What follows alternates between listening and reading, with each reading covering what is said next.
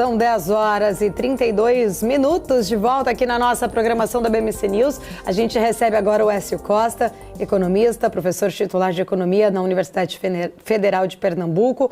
Sempre um prazer falar contigo, Écio. Bem-vindo. Bom dia, Paula. Bom dia, pessoal que acompanha a BMC News. Sempre um prazer também estar conversando, né, aí com vocês sobre o que está acontecendo na economia dos mercados. Écio, queria começar, né, puxando bastante o gancho em relação à política, né, a política que nos últimos dias aí tem ganhado bastante repercussão, principalmente naqueles assuntos, né, que acabam tangindo mais economia, mercado financeiro como um todo. Começando aqui a nossa conversa especificamente sobre reforma tributária, né? Apesar de ter toda uma discussão agora, de fato, né, dessa expectativa do texto tramitar mais regimentalmente dentro do Senado, até mesmo da possibilidade do governo tirar aquele prazo ali de urgência, determinando ali 45 dias para essa discussão, tentando se estender mais, até o próprio relator agora do Senado, o senador Eduardo, colocando ali a possibilidade de ter essas audiências públicas dentro das comissões, mas há, né, ali de fato muita preocupação e muita repercussão ainda sobre o texto aprovado dentro da Câmara. Eu queria a sua análise para entender quais riscos a longo prazo de se implementar uma reforma tributária com tantas isenções, tantas mudanças rápidas ali, inclusive, né, e qual o impacto da influência desse lobby na equidade aí da reforma tributária. Pois é, Paula, a gente todo dia vê uma novidade, né? Uma nova exceção que é criada e a conta vai ficando mais cara. Em que sentido? O IVA, né, que vai ser cobrado, ele vai ficar cada vez mais alto toda vez que você insere um novo grupo de privilegiados, por assim dizer, né, nessa reforma. A reforma, ela tem um objetivo muito fundamental, que é o da simplificação, você poder reunir vários impostos federais, estaduais e municipais em dois únicos tributos que levam em consideração o valor adicionado, né, nas etapas de produção. Porém, quando isso é posto em prática, aí você começa a ver discussões de setores que eram privilegiados ou não eram privilegiados, alguns vão sair ganhando com isso, em geral a indústria sai ganhando com isso, o setor de serviços é o grande financiador, né, dessa reforma, porque ele vai pagar mais.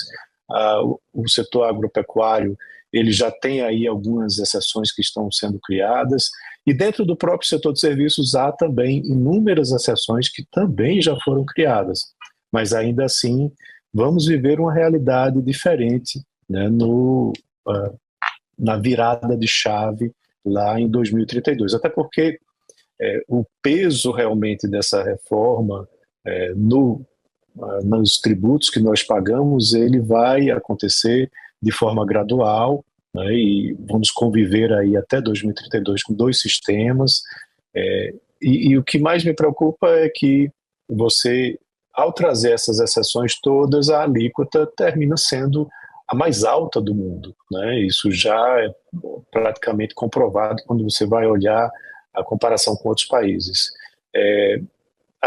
E há uma mudança de um gatilho, né, que foi colocado com um teto de 26,5%, mas esse teto de 26,5% muito provavelmente vai ser ultrapassado, e a gente aí fica preocupado com os gatilhos que vão ser utilizados.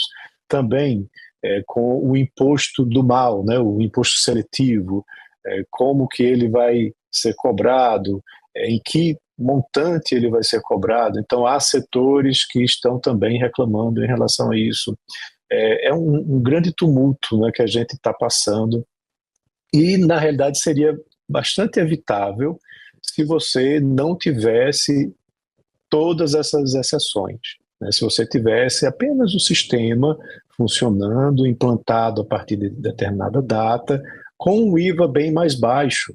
Aí esse IVA mais baixo, ele Iria ter, claro, alguns setores que iriam pagar mais, outros iriam pagar menos, mas todos, no geral, iriam pagar menos. Aliado a isso, também deveria se conduzir uma reforma administrativa para que o tamanho do Estado fosse menor, para que, consequentemente, o IVA também tivesse um percentual menor.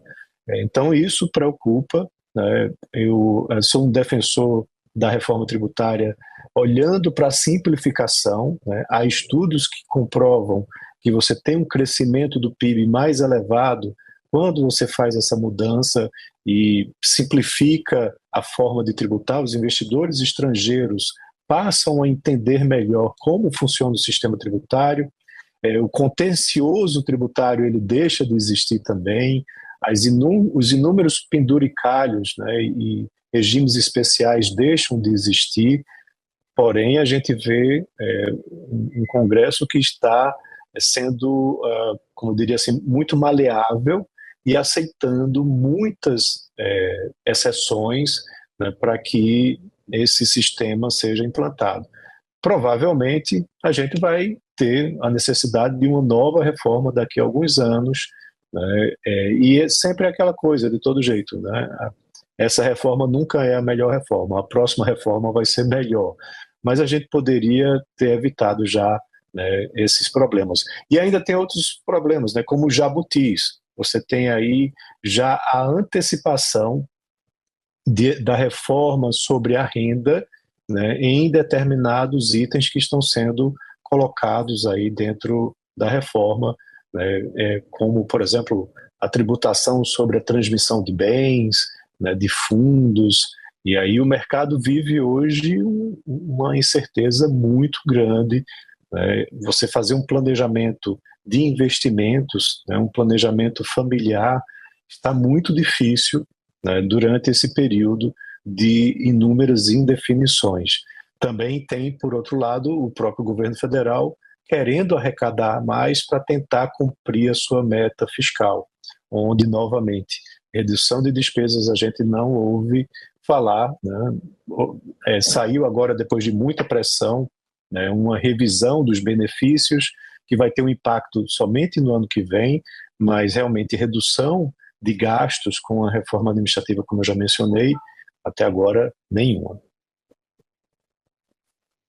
São vários pontos, viu, Écio? Você trouxe ali várias questões importantes aqui para a gente se aprofundar, mas eu fico me perguntando, inclusive acho que todo mundo se faz essa pergunta, há estudos, né, inclusive ali de diferentes, até mesmo o Banco Mundial já fez essa conta, colocando de fato qual vai ser o peso desta isenção da carne na alíquota do IVA final ali. Há estudos que colocariam, de fato, que o Brasil passaria dos 27%, né, que seria, então, a maior carga ali do mundo. Porém, tem esse teto, que foi colocado de 26,5%. Como que a gente vai chegar a fechar, né, equilibrar essa conta? Será que apenas esses outros setores, tem gente colocando ali, alguns tributaristas, até com quem eu conversei, colocaram que talvez esses setores que foram inseridos além ali naquele imposto seletivo, principalmente os veículos elétricos, alguns outros que têm uma carga mais arrecadatória, de fato, ele compensaria, esse 1% a mais, ele compensaria esse benefício, por exemplo, para as carnes, né, com tributo zero. Como que a gente vai conseguir, de fato, chegar a essa trava, ou se corre um risco, de repente, lá em 2033, quando de fato, efetivamente, começar a valer, a gente ter que fazer aí uma revisão e, de repente, correr o risco de tirar essa trava dessa PEC? Ou melhor, desse projeto, né, não da PEC. Pois é, a trava é importante, porém o próprio Congresso está de início na partida já desobedecendo, né? E como você disse, o estudo do Banco Mundial fala que a introdução das carnes na lista de exceções lá da cesta básica, você tem uma elevação de 26,5% para 27,1%. Né? Então, é um peso significativo. Não estou dizendo que não deveria estar, né? Já que tem tantas exceções, carne é um item essencial, é uma proteína essencial para a alimentação das famílias. mas talvez outros setores talvez não devessem estar, né, para que um item essencial como esse estivesse. Ou aquilo que eu falei no início, não tivesse exceção para ninguém, e aí você teria um IVA muito mais baixo. E aí você vai ter que trabalhar realmente muito próximo desse limite, vai talvez até passar, né, onde, como você já mencionou, Paula, os itens que estão no IS, né, no imposto seletivo, que é o imposto do mal que eu mencionei, vão carregar toda essa carga. Então, por exemplo, a indústria de automóveis já está dizendo que vai ser um grande desincentivo para o setor você ter um imposto mais elevado para ele, né, do que o imposto IVA tradicional. Então, assim, a gente vai ter aí muita queda de braço. Acredito que essa conta realmente não vai fechar, e o grande receio é que você leve a ter um impacto mais negativo do que positivo. Eu estava falando que a simplificação leva a um crescimento de PIB mais forte, porque você retira incertezas, né, jurídicas, principalmente, dos investimentos aqui no país. Mas quando você tem um sistema tributário que começa a fazer novas regras com tributações muito elevadas para determinados setores, para poder fazer a conta fechar e manter aquele gatilho, né, dos 26,5%, aí pode haver também desinvestimento. Eu acho que, de certa forma, é prudente você retirar a emergência, mas também deve-se ter um rito mais saudável na análise e na votação dessa reforma, né, e dessa regulamentação da reforma.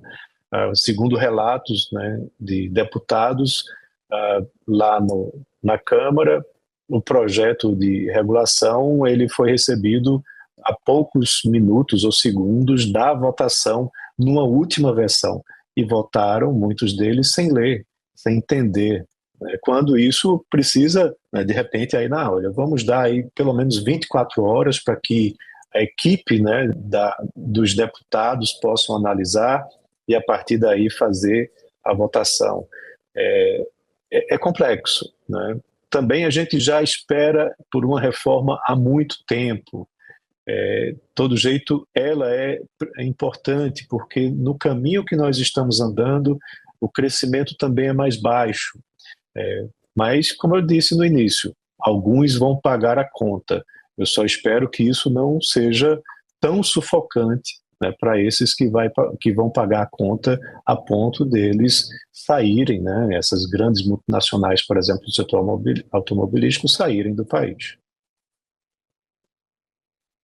Wilson, até porque eu até queria entender, a minha próxima pergunta é justamente tentar entender quais são os possíveis impactos, inclusive, na competitividade internacional do Brasil, considerando os setores, por exemplo, os que receberam também grandes isenções, mas exatamente estes outros setores que vão ter aí uma taxação maior, e aí entra naquela discussão, né, exportar impostos, como o setor de minério e petróleo, você falou dos carros elétricos, a gente pode de fato perder, né, esse incentivo ou essa atratividade que o Brasil está tendo hoje com empresas chinesas de veículos elétricos, por exemplo. Como que você vê a competitividade do Brasil neste cenário internacional, avaliando o texto agora, né? A gente não sabe exatamente quais vão ser as alterações que serão colocadas ali no Senado. O setor do agroexportador, ele vai, de certa forma, manter a desoneração, né? Não existe aí uma compensação muito forte quando você vai exportar, né? Então, aí você trabalhou com alguns fatores redutores, e aquele país que exporta impostos, ele realmente se torna menos competitivo. Eu estava analisando, para você ter ideia, Paula, os dados da balança comercial chinesa saíram para o mês de junho, e eles bateram um recorde mensal com um saldo de 100 bilhões de dólares. muito próximo dos 100 bilhões de dólares, aí eu estou arredondando, que equivale ao saldo de todo o ano do Brasil de 2023 acumulado, né? A gente teve um saldo muito próximo dos 100 bilhões de dólares, né? Então, a competitividade dos produtos chineses é muito elevada, eles são muito abertos ao comércio internacional e eles apoiam muito, desonerando setores exportadores, né, para que possam ocupar mais o mercado internacional. E a gente aqui vai ter que também conviver com isso. A reforma ela tem um ponto positivo porque quanto mais agregado o valor daquele produto, ou seja, quanto mais etapas de setores produtivos você tiver, melhor vai ser, porque você vai se compensando, né, desses insumos que são adquiridos, e o IVA ele termina calculando isso de maneira simples, e você tem uma carga tributária menor do que a que existe hoje, né? Então, um setor, como a gente vem mencionando bastante, automobilístico, por exemplo, ele tende a ser um grande beneficiário, né, com uma redução muito significativa da sua carga tributária. Porém, se você impõe um imposto seletivo, né, para os veículos a combustão, por exemplo, ou os veículos elétricos, de acordo com o que seja condicionado, né, a ser aplicado, esse benefício que você iria ter de um setor industrializado que poderia ser mais competitivo nas exportações, ele deixa de existir, né, porque provavelmente não vai ter uma forma de você desonerar consideravelmente essas exportações. Tio Costa, vou trazer aqui para a nossa conversa Marcos Saravalli, que está aqui do meu lado também. Tem perguntas aqui para você. Marcos chegando na nossa programação. Muito bom dia para você, Saravalli. Bom dia Paula, bom dia Écio, bom dia Felipe, bom dia a todos. Bom dia. Écio, eu aproveitei aqui o espaço, né? Falei, vou entrar um pouco mais cedo para fazer uma pergunta, já uma consultoria, né?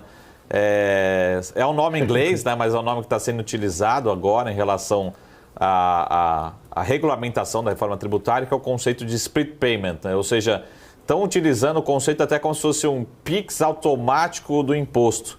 Então, se você pudesse explicar um pouco o que é isso, né, para o empresário que está nos assistindo.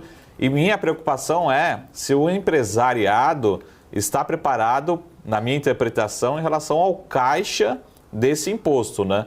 Porque, a princípio, até o famoso capital de giro, a gente utiliza um pouco o prazo de pagamento desse imposto em benefício do capital de giro, a famosa necessidade de capital de giro. Será que o brasileiro, né, o empresário brasileiro, está preparado, né, com caixa preparado para fazer esse split automático desse imposto, né, que pode ser muito benéfico para o governo, mas será que as empresas vão aguentar, né, esse processo? Então, se você pudesse explicar esse conceito, que é um conceito novo, parece ser bem automático, dinâmico, mas é a minha preocupação em relação ao empresariado que nos assiste aqui na BMC News. Então, você vai ter aí 3 categorias, né, do split payment, né? E é interessante que você, de acordo com, até conversando com o próprio Bernardo Api, a ideia é que a escrituração contábil ela seja muito mais simplificada, né, à medida desse modelo do IVA que a gente está vislumbrando, né? E aí você vai recolher somente a diferença, né, do valor que vai incidir na operação, tá? E aí o imposto que já foi pago, ele tem a compensação do crédito. Então, como você está dizendo, aquela empresa que ela, de certa forma, dependendo do regime tributário, ela faz um certo giro, né, com o imposto a pagar, ela não vai mais ter isso, ela vai pagar somente naquela diferença entre o crédito que ela recebeu e o valor a pagar. Como eu falei, de acordo com o Bernardo Api, há até uma iniciativa, isso, claro, é uma fase de transição até 2032, mas vai simplificar muito a vida do contribuinte, da empresa contribuinte. Ela vai se creditar daqueles insumos, né, que vieram, né, das aquisições que foram feitas, e vai pagar o seu valor da diferença, né, dos dois impostos, né, do IBS e do CBS. Tá? É uma novidade, isso já é utilizado lá fora. Aqui a gente ainda vai se acostumar com esse sistema. Mas a ideia é que realmente simplifique muito a forma de você calcular impostos. O que preocupa muito é, de repente, para empresas do setor de serviços, porque elas não têm essa compra de insumos, ela trabalha mais com mão de obra, e aí para determinados subsetores, né, dentro do setor de serviços, essa carga do IVA vem cheia, né? Então há aí muito lobby de algumas empresas de alguns setores, né, para que você tenha algum fator de redução, como a gente viu acontecendo aí recente. Écio Costa, bom dia para você. É sempre um prazer conversar contigo. Eu tenho uma pergunta aqui do cenário econômico, dessa dinâmica e alguns dados que acabaram saindo nessa semana. Cenário doméstico, vendas no varejo, setor de serviços. Ontem o dado de vendas no varejo acabou vindo muito melhor do que o esperado, trazendo essa pujança, essa robustez do cenário brasileiro. Hoje a gente vê um volume de serviços ali, não na mesma dinâmica, mas também trazendo um cenário até mesmo interessante. Eu queria ouvir um pouco de você sobre esses dados, né? A dinâmica na economia brasileira, principalmente quando a gente projeta, né, cenário inflacionário. Saiu o IPCA também essa semana, com algumas linhas ali, talvez, né, já pressionando um pouco, tendo alguma percepção de impacto no Banco Central. Como que esses dados, né, econômicos podem impactar na nossa inflação? Como que isso também pode impactar até no crescimento econômico, já que vieram dados importantes, principalmente na questão do varejo. Como que está seu olhar aí para essa dinâmica do cenário doméstico, Écio? Então, o dado quente de hoje é o setor de serviços, né, que cresceu 0% no mês de maio. Isso aí preocupa bastante. O setor de serviços representa 70% do PIB a nível nacional. E nesses últimos anos, o que a gente vê puxando realmente a economia, muita gente defende o agro, eu defendo o agro também, acho muito importante. O agro tem o seu papel na economia, até porque a indústria ela vem andando de lado, né? Mas o que realmente tem puxado a economia é o setor de serviços. E para o mês de maio, ele ficou no 0 a 0, né? Não teve crescimento. No mês de abril havia tido um crescimento de 0,5%, e as vendas do varejo, sim, surpreenderam de forma positiva, só que aí tem um fator importante, né? Você tem uma queda da inflação, né, que a gente vem sentindo, tem também uma queda dos juros que são cobrados, né? A gente vê a Selic vem caindo, então os juros também vem caindo. Isso tem melhorado o poder de compra da população. E aí a população tem consumido mais, né? Alguns programas do governo também têm flexibilizado o crédito, né, como renegociações de dívida. Há expectativas, inclusive, que a partir do ano que vem você tenha uma maior flexibilização também na retenção, né, de recursos por parte dos bancos, liberando mais crédito para a população. É muito a linha de trabalho, por assim dizer, do atual governo. Ele estimula muito a demanda, estimula muito o consumo. E aí a economia termina sendo puxada, né, pelo consumo, principalmente o consumo das famílias, e isso movimenta a economia. Porém, a gente vê que há dificuldades, né? O setor de serviços, com esse dado de hoje, apresentou um crescimento zero. A indústria, como eu já mencionei, ela tem tido seus altos e baixos. Se você olha a série histórica, ela tem praticamente andado de lado. O agro movimenta, mas movimenta muito para o lado exportador. E aí a gente vai tendo um crescimento, mas sempre com preocupações sérias. E a inflação, veio um dado que foi uma surpresa agradável, né, para esse mês de junho. O mercado esperava uma elevação maior, porém, quando substitui o mês de junho do ano passado, que foi de deflação, no acumulado de 12 meses, você ficou cada vez mais próximo do teto da meta.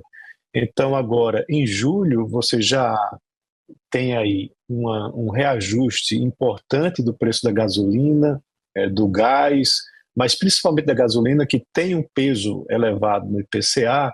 Então, é muito provável que no mês de julho você já ultrapasse esse teto da meta, né, fazendo com que novas preocupações aconteçam com relação à determinação da Selic. Porém, lá nos Estados Unidos, pelo menos essa semana, a notícia foi boa, né? Você teve uma inflação aí mais comedida, né? E agora os analistas já apostam para uma redução realmente mais forte, quer dizer, a aposta mais forte de uma redução em setembro, né, da taxa de juros americana, o que pode dar alguma margem para que a gente tenha uma redução aqui mais forte, talvez a partir do ano que vem. Mas eu diria que o cenário para juros esse ano já está dado, né? A gente vai manter esses 10,5%. E se o IPCA aumentar muito, né, o IGPM também aumentar muito, talvez a gente tenha alguma elevação. Mas esse é um cenário, acho que, muito difícil de acontecer. Eu, inclusive, tenho um artigo que está saindo aí, vai sair hoje aí na BMC News, no portal, né, falando sobre o dólar, né? A gente teve uma pressão muito forte sobre o câmbio, com diversas declarações negativas, né, do presidente e da sua equipe. Depois isso deu uma amenizada, então o dólar voltou a ter uma trajetória mais tranquila. E aí eu escrevi um artigo sobre para onde o dólar deve ir, que é um grande desafio para os economistas, né, estar falando sobre isso, e convido aí a quem está acompanhando depois fazer a leitura do artigo no portal da BMC News. Já fica o convite, né? Saindo o artigo, já podemos trazer aqui para a leitura de todo mundo sobre o dólar. Ô, Écio, eu quero trazer o Marcos Saravalli, porque eu fiz essa pergunta para você, né, no âmbito econômico, como que são as projeções, as percepções, também o que podemos esperar à frente. Eu quero repetir a pergunta para o Saravalli, mas olhando sob o viés do mercado. O que esses dados especificamente podem trazer de melhora numa percepção para a Bolsa, que tem tido ali essa melhora ao longo dos últimos dias, visões, fechamento de curva de juros, a queda no dólar, como o Écio trouxe ali, depois de alguns entendimentos, um freio ali na língua do presidente, esses dados, inclusive, né, IPCA, vendas no varejo, trazendo ali uma percepção mais interessante até para o mercado. Queria ouvir um pouco da sua visão, da sua leitura do lado do mercado, Marco, por gentileza. Boa. Se a gente fosse pegar um indicador, Felipe, Écio, na minha avaliação, é lógico que a gente não pode resumir nada a um único indicador, né? Falar, foi esse indicador aqui que fez, né, acordar. Mas eu acho que muito dessa percepção, acho que depois queria ouvir a opinião de vocês, em relação ao câmbio, né? Parece que o câmbio, a hora que ele bateu os 5,70, todo mundo resolveu, falou, peraí, não, ele veio de 5, 5,10, 5,30, 5,40, 5,50, a hora que bateu 5,70, opa, peraí, a gente precisa sinalizar alguma coisa para o mercado. Quem que é o mercado? São os investidores, financiadores, né? A população, né? Todos nós financiamos o governo de alguma forma, uma justificativa. E foi a partir desse momento, dos 5,70, até que primeiro, voltar um ponto atrás, começou-se a se discutir em relação à possibilidade do Banco Central fazer possíveis intervenções no próprio câmbio, né? E o câmbio nada mais é do que um grande termômetro, né? Não adianta nada você falar assim, Marco, a temperatura tá subindo, né? Saiu de 20 graus para 30 graus, então vamos fazer o seguinte, vamos quebrar o termômetro, né? Vamos quebrar ele, deixar um limite ali que é 30 graus e não passa 30 graus. Não adianta nada você quebrar o termômetro, não vai fazer nenhum sentido, a temperatura vai continuar subindo. Então, o câmbio é um termômetro. Na minha avaliação, foi preciso o câmbio sair de 5,50, 60, bateu 5,70 por o próprio governo sinalizar, a gente precisa conversar mais. E o próprio ministro Haddad falou, é um desafio de comunicação, a gente precisa se comunicar mais, precisamos expressar mais, precisamos mostrar preocupação, e isso trouxe, de certa forma, lógico que a gente teve um alívio do ambiente internacional, tivemos bons indicadores da inflação, né, a expectativa de redução de juros dos Estados Unidos voltando para o mercado, mas tivemos aqui um ambiente de talvez melhor comunicação, sinalizando a volta da preocupação em relação ao resultado fiscal. Essa é a minha percepção. Então, a Bolsa, na minha opinião, de certa forma, acho que a gente tem um cenário um pouco mais otimista, mas também todos os ativos, né? As redes sociais falam muito sobre os títulos indexados à inflação, né? O famoso IPCA+, batendo 6,10, 6,30, 6,50, né? Acima da inflação. Então, todos os ativos estavam estressados. Acho que o que está acontecendo nesse mês de julho, na Bolsa especificamente, não é um otimismo exatamente, é uma redução do pessimismo, né? A gente estava com ativos negociando a 4 vezes lucro, 3 vezes lucro, 3 vezes a geração de caixa, que é excessivo, né? Os títulos, né? As empresas usualmente são negociados a 8 vezes lucro, 10 vezes lucro, que é o padrão do nosso Ibovespa, 11 vezes lucro e não 3, 4 vezes lucro. Então, algumas ações ainda estão descontadas, mas diminuíram um pouco desse excesso. Então, estatisticamente, matematicamente, né, ações que caíram 50% precisariam subir 100% aí para recuperar o seu patamar. Então, não necessariamente algumas ações ainda estão bastante atrasadas, bastante descontadas. Então, é uma questão aqui também matemática. Por isso que a gente viu esse rally recente nesse mês de julho, algumas ações subindo 10, 20, 30, algumas até mais 50% em pouquíssimos dias, mas também tinham caindo, se desvalorizado bastante, tá? Então, esperamos que não aconteça de novo para o governo, né, para sinalizações, para a comunicação melhorar, né? E, de novo, o câmbio, assim como a Bolsa e outros títulos, é basicamente um termômetro da percepção de risco. E a percepção de risco no curto prazo diminuiu e o termômetro está sinalizando, né, que a temperatura está um pouquinho mais amena. Embora aqui em São Paulo, pelo menos, né, Felipe, esteja um frio contagiante aqui, né, pelo menos, e também dentro daqui do nosso estúdio. Mas em São Paulo a gente está com essa temperatura um pouco mais baixa, mas na Bolsa e nos ativos existe, de certa forma, essa calmaria, essa percepção de risco um pouco menor depois dessa comunicação, dessa sinalização que o governo vem fazendo. Isso, coincidentemente ou não, mas com certeza tem uma justificativa a partir do momento que o câmbio bateu 5,70 recentemente. É um patamar próximo disso. Muito bem, mas você não passa frio, Saravalli, você está sempre coberto de razão. Écio Costa, gostaria de ouvir sua opinião, por gentileza. Adorei o complemento, Felipe, muito bom. Hoje, inclusive, a gente está passando frio muito grande aqui em Recife também. Todo dia de manhã está fazendo 23 graus, é uma coisa assim absurdamente fria para nosso padrão. Esse aí machuca, mas né, então, eu tenho mas essa época do ano a gente não chega nos 30 graus, bate 28, 29. Mas então, eu tenho um complemento interessante ao amigo Saravalli aí, que muitas pessoas até ventilaram, mas não seria o caso do Banco Central fazer uma intervenção no câmbio? Mas quando que o Banco Central faz intervenção no câmbio? Quando você tem uma flutuação do câmbio muito forte, causada principalmente por ataques especulativos, por tensões internacionais. Mas o problema era de fogo amigo, né? Se o Lula, na série de entrevistas que ele deu, se ele não tocasse no assunto fiscal, por exemplo, ou se ele não fizesse ataques à moeda, à condução da política monetária, isso não acontecia. Então, quando bastou parar de fazer menção a isso, ele próprio disse, olha, agora eu vou falar sobre feijão, isso, aquilo, outro. Quando isso parou, você vê que o dólar ele já começou a voltar, né, a um patamar mais aceitável. E aí tem uma preocupação adicional, porque um dólar a 5,70, a 5,80, se chegasse a R$6, o impacto disso no IPCA ia ser muito significativo, porque muitos insumos são importados, o que trazem um componente adicional na pressão inflacionária.